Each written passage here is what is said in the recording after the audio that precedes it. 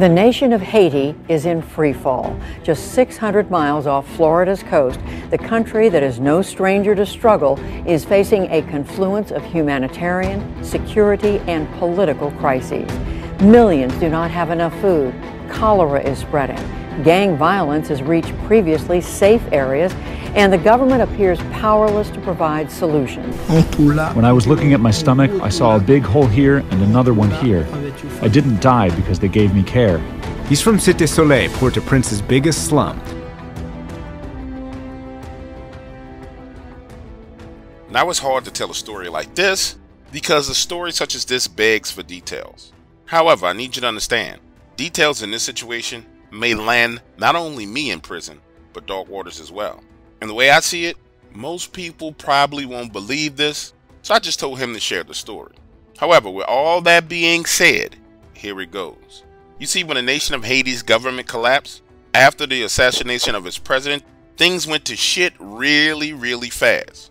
The first time I got a call about traveling to do work in Haiti was because 2 U.S. citizens were trapped there. I took a look at the situation and told them that I would pass on this operation. Now, if you're wondering why, it's because I'm a 6'7" white man with tattoos all over his body. There was no way I was going into Haiti to do an extraction mission and getting out without drawing attention. Now get this, a week later I get word that those people died in Haiti and the mission was scrapped anyway. 30 days pass, I get another phone call asking me if I want to go again. Now pause for a moment, let me say something to you. These jobs that I take pay anywhere between $25,000 to $52,000 per week, depending on how dangerous, depending on the location. When I get this call about going back into Haiti, the offer is $42,000 for 7 days. I need you to understand, $42,000 for 7 days. Now, granted, the $42,000 isn't wired directly into your bank account in the US. There's a whole bunch that you got to go through to get to this money. And for those of you who listen to Dark Water Stories who actually operate, you know exactly what we have to do to get that money back into the country. And the only reason why I share that minor detail right there with you is because I don't want y'all claiming that my boy is out here telling lies. I want you to understand that this story is true. Anyway, I get another call. This time the mission is to deal with one of the rebel gang leaders who's basically terrorizing people. You name the type of illegal activity, this guy was doing it. Now in my mind, this was way easier, so I took it. And listen, let me say this, I've been a lot of places, dark corners of this planet, with things that happen and the things that you see make you feel like you're in the Middle Ages. Was something out of a freaking horror movie. Ritual sacrifices, rape, murder. The videos we were showed in this briefing were nightmare fuel. Now listen, I need to fast forward past the deployment, our points of entry, and even some of the names of our team members. But let me start here, and I'll be able to make you understand. We're in Haiti, and Haiti has gone through this extreme deforestation, meaning they cut down all their trees, they burn them off and turn it to coal that they can sell off to make money. And under those circumstances, we found ourselves literally digging holes into the ground to create concealment. As for actual cover, there was none in this location. We have been there in the same spot, concealed for 5 hours under the cover of night when it starts to rain, the outer bands of a tropical storm. Now to be clear, what happened next, we had no prior warning of this. It was not in our brief. Hell, I don't even think the powers that be knew this was going on. But we're there watching and this camp gets surrounded in the dead of night. People walking up slowly, these lumbering motions. Understand, our target and his men are inside shipping containers that they converted into makeshift homes. I remember laying there cold, wet, and muddy, looking at this. And one of our team members asking, what the hell is going on? Being told by our team leader to hold and wait. That's when the local contact that we had with us on this mission starts to freak all the way the hell out. I'm telling you, dude stands up and starts to try to run off. I grab him by his belt and yank him back down into the mud. He looks at me and says, this is the work of a sorcerer. With this panicked look over his face as he tries to explain to us that these are the bodies of the dead who didn't have their feet and heads cut off. They've been brought back to life. Now pause right here for a moment and let me say something to you. Everybody and their mother has seen a zombie movie. I don't care how old you are. Throughout your lifetime, you've seen some type of zombie horror flick. And for me, personally, I never imagined that anything like this existed. I'm serious. You know, I always thought that this was just some Hollywood thing that they made up. But no, no, no, no, no. This was legit walking dead people. So when I tell you I didn't believe this was possible, I mean, I didn't believe it was possible. But what happened next made me a believer. Because no matter what, we had to get this job done, get proof, so we can get paid. And as we're slowly moving downhill, my mindset was, if these are zombies, the animated dead, then it's a good thing. Because we're going to put their asses back to rest. We are halfway down the hill when we hear this explosion, a tripwire inside the camp, and they all come outside. And then shooting commenced. So we hold and watch as they unload AK-47 rounds into these walking dead corpses. They fall down, get back up, and keep coming. Now, you know in the movies where they show zombies eating people and tearing them apart? That's pure bullshit. What I saw with my own two eyes were these things were killing men with just one touch. Strong, muscular men falling to the ground dead with one touch. We watched this go down for 10 minutes as they fired, trying to kill the undead. And when it was finally all over, they had lost 12 men. And the rest of them decided that they were going to celebrate. And right then and there is when we moved in, taking all of them out, including the target. Now here's where all the crazy stuff starts. We safely extract, get back home, weeks pass, and I get a knock on my door, and it's the team leader. I've known this guy for 10 years, and he's asking me if I'm okay. I'm like, sure, yeah, I'm fine, what's going on? That's when he tells me one of the guys who was relatively new to the team committed suicide. He had told his wife that the spirits from Haiti followed him home and they wanted him to kill himself. Then, that's when my team leader tells me that he's having crazy thoughts of suicide. And I'm like, nah. I'm standing there at my front door, looking him in his eyes, and he don't look right. I tell him, nah, I'm good. Everything's okay on my part. Now get this, a week later, we're all called back in to meet with this priest. Our employer who sent us on this job discovered that our contact, the same guy who I pulled back down into the mud, had been chopped into pieces and his body used as a sacrifice on that island. The priest comes in and tells us he has dealt with this kind of stuff before, takes out his Bible and starts reading in Latin. Understand, we are in a government facility and the lights start to blink and flicker, and this giant shadow with red eyes manifests in the room and starts talking in Creole. Listen, I don't speak that language at all, but one of my other teammates did. And what he told me, it said scared the living crap out of me because it introduced itself as the god of that island.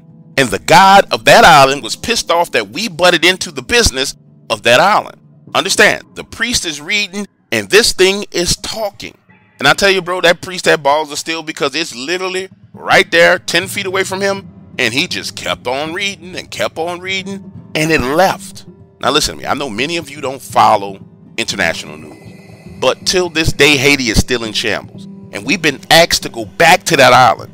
But our team jointly decided it was a no-go for us. I just have a feeling, I mean a bad feeling, that if I ever go back there, it will be my last trip to anywhere. And I'm not taking a risk. I'm not taking it at all. This is gang territory in Port-au-Prince, almost as far as the eye can see. But it seems the world isn't looking. And the Haitian capital has become a gangster's paradise. It's morning in a middle-class suburb. Minutes after a shootout, a show of force by the police. But usually it's the gangs who call the shots. There are over 100 armed groups in the city, instilling fear and silence. Well, police are still searching the scene here. There's an AK-47 on the ground and some ammunition. There are also drops of blood. Now, this is an armoured car. Police say they were tracking it for about 2 weeks. They say it was being used by a kidnap gang. It's about 8 in the morning here, and morning and evening rush hours are peak time for the kidnappers. There was a battle with police officers and the bad guys. One of them died, and we got the vehicle, and this is one of the weapons the bad guys had in their hands. Do they have many armed?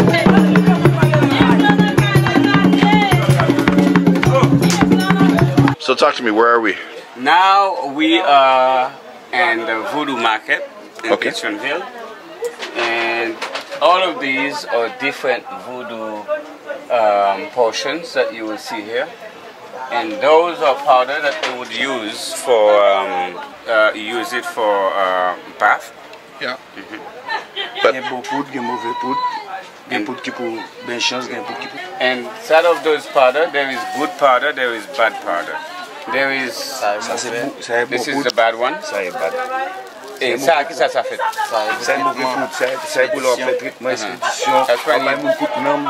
That's for expedition and so on. And this is the good powder. That's for chin. Good for what, sorry? That's for good locks. So I don't understand, what makes a bad powder? So there are different leaves here, and there's different kind of mixture that you will find inside of this one. So, but for example, when would you use this? This is that you'll use this one for expedition. What do you mean by expedition? Making a person go crazy, like losing their minds. Okay. Maybe the definition of expedition means to me an adventure. Oh, no, expedition. Expedition. Okay, maybe the definition is different. It's different. So you would give this to somebody Yeah. That. to make them go crazy. Yeah, exactly. Unknowing to them. Unknowing to them, they would not know. Right. So what would it go in their drink or their food or how? Oh, you could just spread it on the ground or put it on the juice. Yeah. They don't have to drink it. Okay. You have to prepare it and then you just throw it on the ground. Right. As they cross over it. Sorry, there's too many people talking. Yeah, as they cross over it, and then that will attack them. What is an example of a reason? Why would somebody be that angry that they say, I need to go and get the bad stuff?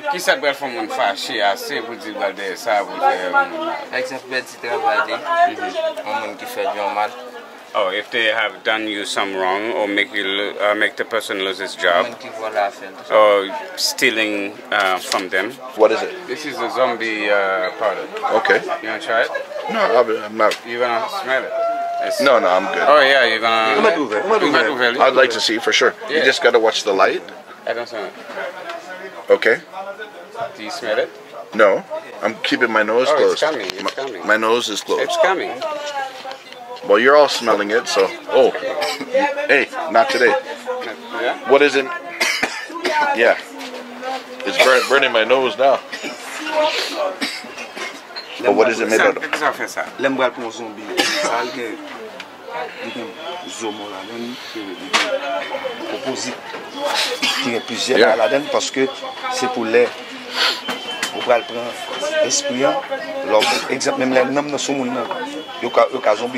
This is a mixture of different kind of stuff that they put in it. There is also roots, leaves, and the bones of the dead person, the corpse of a dead person, and the intestine and everything. It's inside of this one.